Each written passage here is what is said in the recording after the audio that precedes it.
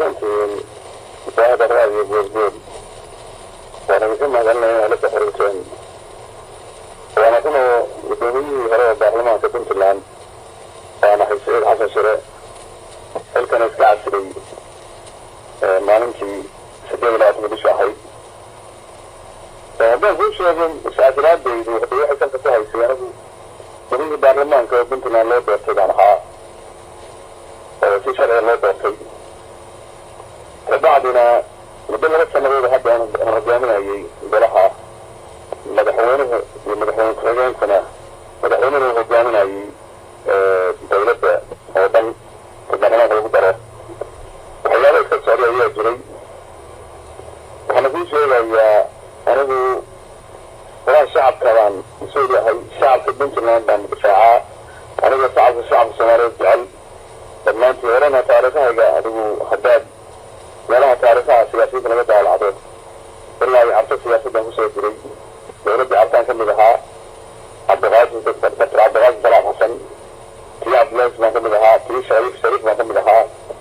دكتور فرولة في بنت الآن بوسيط حكاها تعالوا يصير كأجاني اللي باني وحصل ما حصل ما يقدر عليها من ذلك ورا هيدا أنا هي سياسة سوتها حدنا بدون مثل ما كنا غدنا طبعا واحد الآن أرناها أعتبر على الحقيقة أنا قام بقول حي يعني السؤال الشعب البنت الآن وحوصين واحد يروح يقول ده إما سياسة ده هذا دولة فرنسا إلى حي مثل مرلنا جري أنا جاي مرح الدولة ده أنا مد غير فدرال أو أنا لما حكمتها قلت لما هم عمل واحد بنانه مدحوا فدرال كا الدنيا أنا الدنيا هي المدحونا فدرال ما مدحونا ويا برا من تطلع برا من ويا حي أنا قلت لهم سامين بكل حاين بعد ما وقفت هي كانت بنيت مدح البنت اللي أنا وزيرنا مدح فدرال في سقط وين أنا بفكر جاري أنت بنقدر الشعب البنت اللي لغبه وأنا فكر كحرية أنا وجي أرسل خلاص كاتو بدون صوتي سماوي هذا وريا يراجع مدح بنان بعدها وعلى أنكر مواقف حاجة فدرالك أنا تعرف حي كان إن كل حاجة فدرالك أنا رئيس سياسة وحتى حاجة يريد بنزين هذا هذا ليش بدونك هذا رينا مصر فاضل وحاو أها قد مدحونا وراعي بدي اسمعيه هذا سهراوي أنا جوان أدرين في إسكي مستقبل وراعي في البرلمان كان أنا كتلك غادمين وأنا على شيء أنا جوان كل شيء لو قلنا قبل لها شركة اسمعيه أو مدحونا وعندما شيء في سؤال لا تفهم قاطعين غير بنت الآن ومدحونا نسوي شيء من الوقتين على تقولنا قصة يعني تسوي رجيستي حمر هدي وسلسون هدي حمر بير راعي مدحوينها سجى يحبه إلى المدانة وطلعان إلى غير يسوي جيدا أو برلمان كان في شرع ده راعي وان كان هل كنت من المسؤولات ما في هاي صار بهاي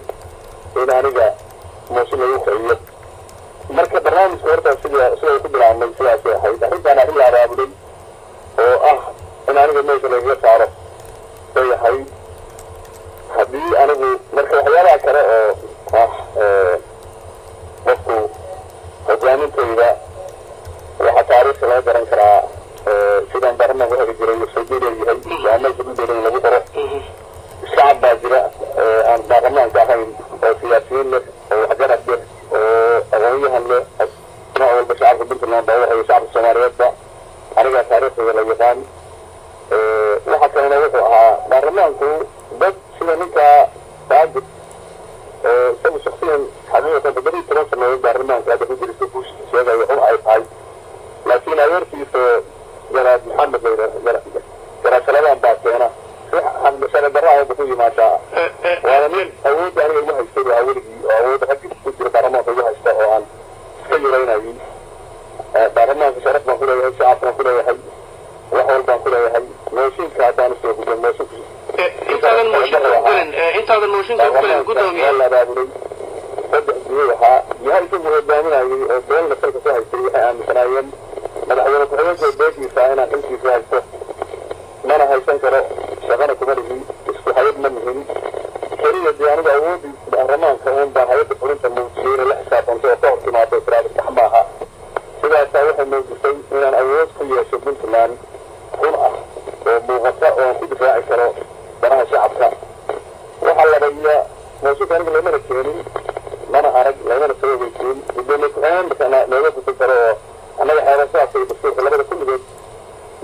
jiro gudoomiyaha loo gudbiyaa gudoomiyaha loo gudbiyaa xolayuu gudbiyaa dadka mooshinka la tiriyaa kabacdi baa codka la qaadaa haddii 40 xildhibaan ay halkaa ka tiraahdo waxaasan ku eedeynaynaa xul iyo dow wuxuu doona ha noqdo in la dulmiyey haddaan la dulmiyin ba anigu waa ku qasbanahay inaan baneeyo aad bay ugu taagaraanka inaan jaargarayo mooshinkana kale ugu horreeyey hadda ka hor 3 bilood ka hor baa waxaa la keenay mooshin sidaad ilaala ku arki doonta meediyaha hadda hadda baarkaan 20 baa saxeexay dowladdaa laga keenay madaxweynahooda Nairobi jira markii dambe rag baa ka baxay sida uu ku burana waxay noqotay markii laga soo gudbiyey oo madaxweynaha iyo dowladda oo dhan baa laga keenay mooshinka 20 xildhibaan xaq u leeyihiin xoreyahan u dhiibay waa baaray 7 xildhibaan baa ka baxay 7 Soomaali laga mooshinka waa furay dariiqaa kaa dowladda laga keenay wuxuu mar lahaa yeelkeeda inaad abuuran bay ahayd rag mucaaradka dalka ah oo xuquuqda ugu eedeynaya inaan dowladda difaaco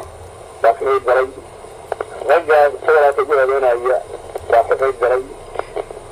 ragga leh madaxweyne ku-xigeenkii buu ka qaaday oo qabiil asal ahaan iyagu siidamaayo saadka mid yahay baa ka qayb qaatay baarlamaanka aaladda adeegsaday buu ahaa waa la abaabulay sidaa sheegaysay lacag 100,000 kun baa lagu kharash garayey waa runtii haddii 48 saac wax ka horreeyay ma jiraan ilaa bilo ka hore ma soo eedayn horeedeena ma jirin wanaag baa aniga saada noo dhaxayey madaxweyne noo dhaxayey ciidamo noo dhaxayey maba ogeyn ba xataa isdifaaci kar lahaa wuxuuba degdeg waxa ka dhigan asile xildhibaan saadiq xildhibaan oo mission ah oo degdeg ah si marka uu dhaco aan isu difaacin ama shacabku kicin buu ahaa waxaa weheliyey intaa waxaan codsaday in si sharciga la maro habeenkii mid midkay markii ayd baan la hadlay rag midsan madaxweynaha fariin baan ufuray fariintan gaarsiiya 40 xildhibaan haddii ku qanacday aniga inay dulmi wax beenaha ay meesha ka saxeexaan waa shacbinayaa laakiin dariiqa saxda mariya baarlamaanku baan tegayaa xildhibaanada marinaya dabeeno eedahan iska difaacaya oo shacbinayaa mooshinka laga keeno ciidamada iyo waxaa isuun baa soo gaaray ciidan misriyaan meesha ciidan ilaala joogta lama yeelin rag lama jiro subaxdii baarlamaanka waxaa la duldhigay intaasoo teknika magaalada baa la kala xiray anigu ciidan baa meesha ku jiray hubaysan ciidamo kale oo magaalada jooga oo ciidanka dowladda ah oo arrintaa ka xun baa soo wacay magalaada markay maqleen amar la filayna adaa ka hadal inaanu baarlamaanka kuu qabanno oo dadka soo duulay oo inqilaabka wada ka saaro waxaasoo dhan waxaan shacabka puntland igala ku daadan maayo ku sigay anigaa fudud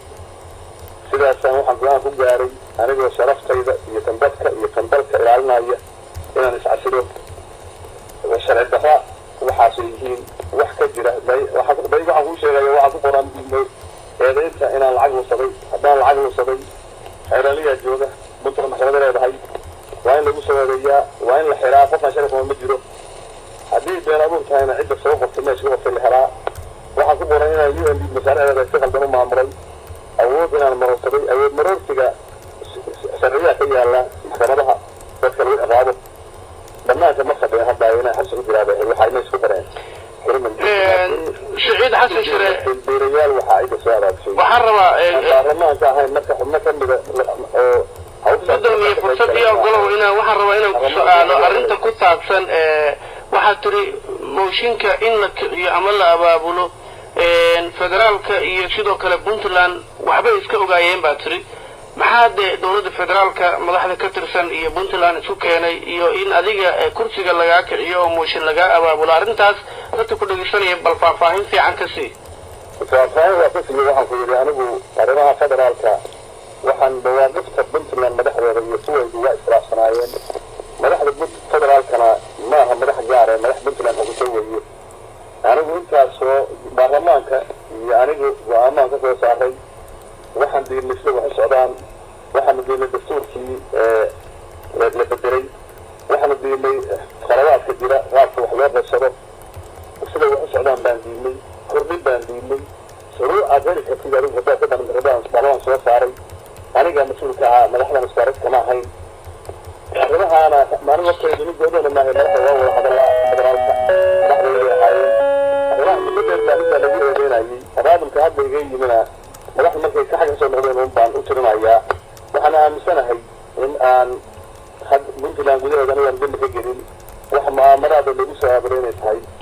aniga iyo shacabka Soomaaliyeed iyo shacabka Puntland kursiga fudud haddii laakiin gudoomiye mooshinkan wax la abaabulo uu ahaa laftigaaga maxaad uga hor dhacday oo baarlamaanka maxaad u tagi weysay ilaan xaq baad u lahayd inaad tagto baarlamaanka inaad isdifaacdo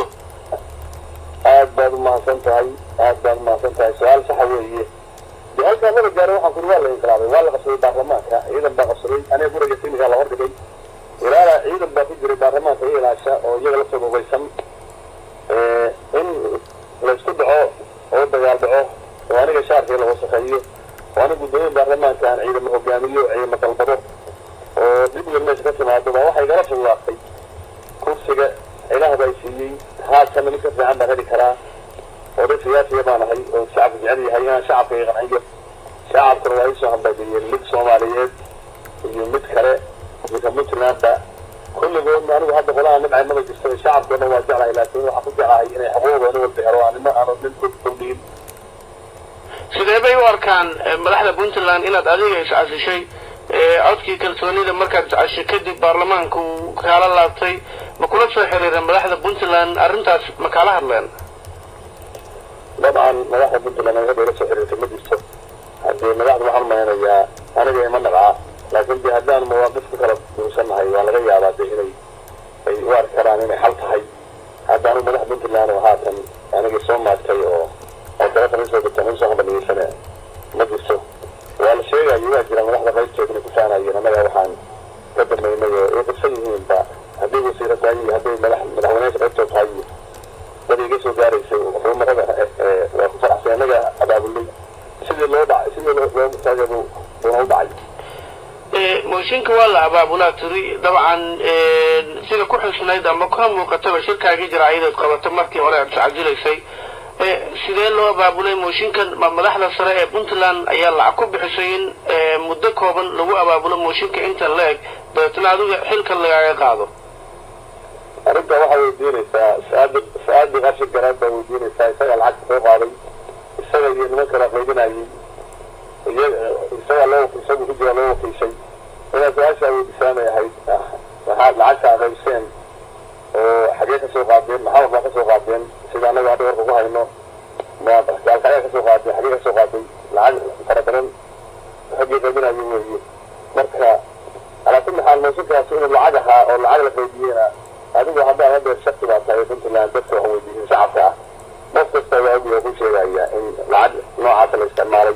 gudoomiyuhuna waxaa lagu sheegay berigu ka yahay aniguna haddaan dambiile ahay adigu mooshinka waxaa lagu eegaa daafadid dambiilaas waa dambiile aan dibad joog karin waxa ku qoran hadda dib jooga wax jirana maaha waxaan dhaqanka waa lagu yaqaan maaha waa la yaqaanaa federaalka laga yaqaanaa Puntland laga yaqaanaa sayidka soo jiray inaa wax bareer oo sax ka hadlo baa lagu yaqaanaa waa xalaal gudoomiye laakiin marka si loo eego qodobada ku xusnaa mooshinka intay doonaan ba la ekaadeene qodob uun ma jira aad isleedahay alla ilaahay qodobkan waa qodobada aad ku eedeysantahay waa sax maya haddaan beesheegayn daawir badis ma samayn cid ma handadin hanti ma dhicin waxba maamulin awood maroorti ma samayn ma samayn karo waxaase la yaab leh hadda wuxuu yiri oo aan maqlayay oo macnaha ku qoran meelaha aad waxa uu soo sheegay inuu yiri harna gudoomiye anaga xukumo waa runtii isaga iyo guriga guddiga joogtada oo hadda aan sharci ahayn oo dhacay oo xiliyadii fariisan jireen aan fariisan waxyaalaha saacad iyo hadda awoodda ugu haystay iyo hadda iyo ka mid ahayd gudoomiyaasha anaga xukumi jiray hal waa ku sheegayaa oo meel fiican ku qoro wuxuu yiri gudoomiye saddexaad wuxuu weeyay waa runtii gudoomiyaasha waa xigaa marna ma weydiisay maxaa madaxweynayaasha madaxweynaha loo ridi waayey haddii wax cadaalad ka jirto dalka weligeedna gudoomiya xumaa 17 sano su-aashaas ma weydi waa garan kartaa waxaa marba lagu ridaa wax ka dulmiyaho waa kuraasta markaan kaftamo kursiga bare ministerka ee federaalka sida uu xaalkiisa u dhaco marka madaxweyne naco marka gudoomiyaha marka la naco ama waa la eriyaa waa runtii saadiq iyana waa ragga eriya oo dulmiga sameeya waxaa ku basanooday oo dagaala ku gurta uu saadiq ka mid yahay waayahay guddoomiye hadda maxay kula tahay marka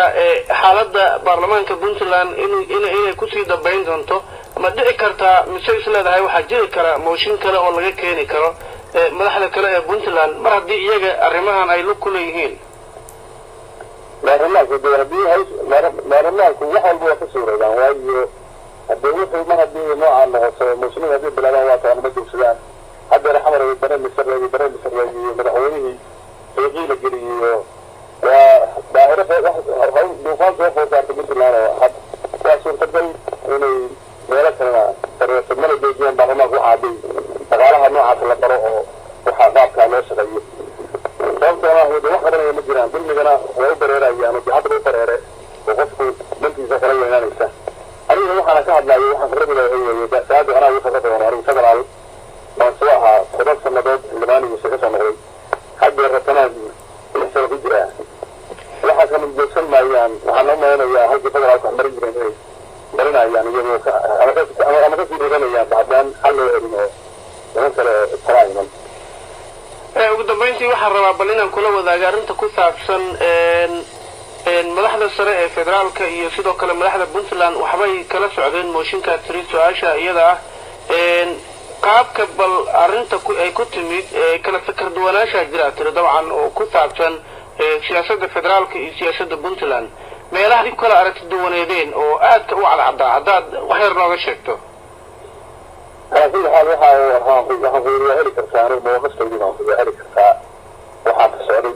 iyo wixii anigu aan oga jiray waxaasna wax dukumenti u baahan weeye oo xeerarkii iyo waxaan kasoo saaray iyo wixii socday baad ogaan kartaa madaxdana hadda inaan qaabka haatan hadariyooda iyo waa madaxdaydii la mudna anigu hadda shacab baan ayaga madaxa inay shaqada iyo hawl wanaagsan baan u rajeynayaa iyo wanaag iyo dalka inay horumar gaarsiiyaan qoladan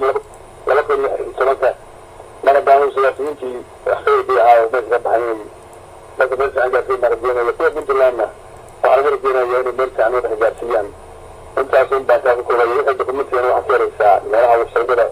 baarlamaanada yihiin iyo dhulka mawaqiftii puntland ee baarlamaanka puntland ka gacan jeedamaha federaalka iyo arrimaha puntland iyadeedana dalka iyo dadkaba cidii hogaaminaysa qayb baan u rajeynayaa haddii alba waqtigaan aniguna waqtigaan kusoo biiradaan ka qaadan doonaa oo dhameen waayahay